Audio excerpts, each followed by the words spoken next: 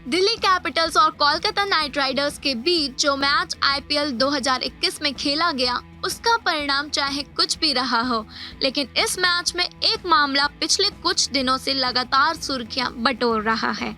रविचंद्रन अश्विन और Ian Morgan के बीच match के दौरान जो कुछ हुआ, उसके वीडियो और फोटो खूब वायरल हो रहे हैं। इसको लेकर कुछ सही और कुछ मनगढ़ंत बातें की गई हैं, लेकिन अब रविचंद्रन अश्विन ने खुद ही सामने आकर अपनी बात रखी है।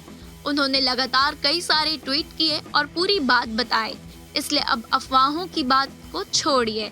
लेकिन हाँ, इस पूरे प्रकरण से एक बात तो सामने आ ही गई है कि जब अंग्रेज अपने देश में खेलते हैं तब तो कुछ न कुछ बुदबुदाते ही रहते हैं, लेकिन जब आईपीएल खेल रहे होते हैं तब भी अपनी हरकतों से बाज नहीं आते हैं।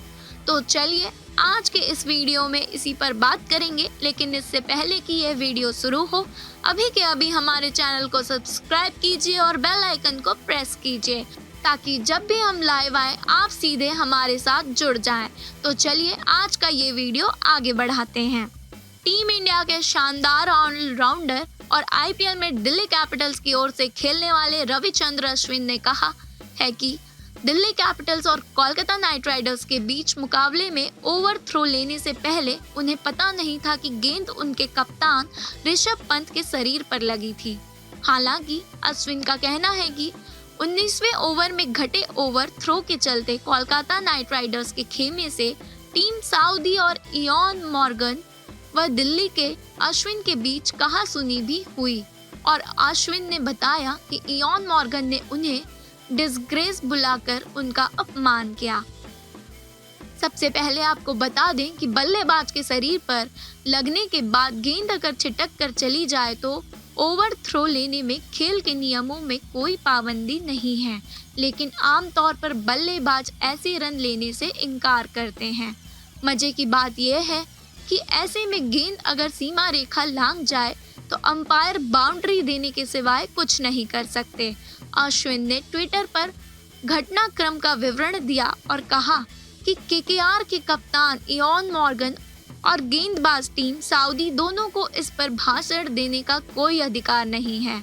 अश्विन ने लिखा कि पहली बात तो ये है कि मैं फील्डर के थ्रो करने पर ही दौड़ पड़ा था और मुझे यह पता नहीं था कि गेंद ऋषभ पंत के शरीर पर लगी है। दूसरी बात, अगर मुझे यह दिख भी जाए तो क्या मैं भागूंगा? जी हाँ, और यह मेरा अधिकार है। तीसरी बात ये कि क्या इयान मॉर्गन का मुझे डिसग्रेस बुलाकर अपमान करना उचित था? बिल्कुल भी नहीं।